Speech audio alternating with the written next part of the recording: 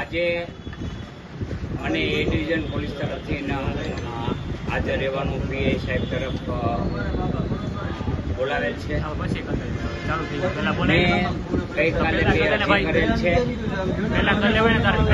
જે પૈકી એક અરજી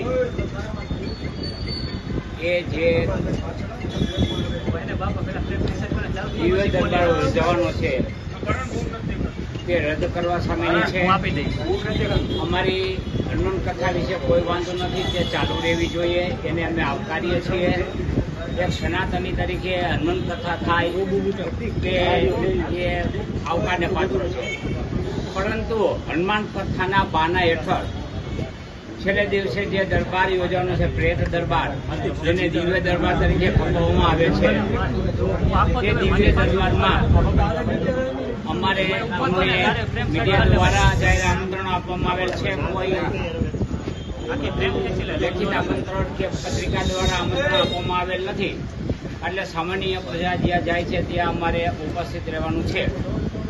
એટલા માટે થઈને અમે જેવી રીતે અંધશ્રદ્ધા ફેલાવનાર વાગેશ્વર ધામના ધીરેન્દ્ર શાસ્ત્રીજીને જે સુરક્ષા આપવામાં આવે છે, તો એમના આલોચકોને કેમ નહીં?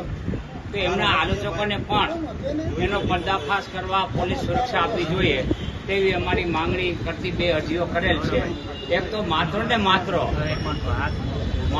માત્ર દિવ્ય દરબાર રદ કરવાનો અરજી છે, અને એક માત્ર ને માત્ર પોલીસ પ્રોટેક્શનની અરજી છે.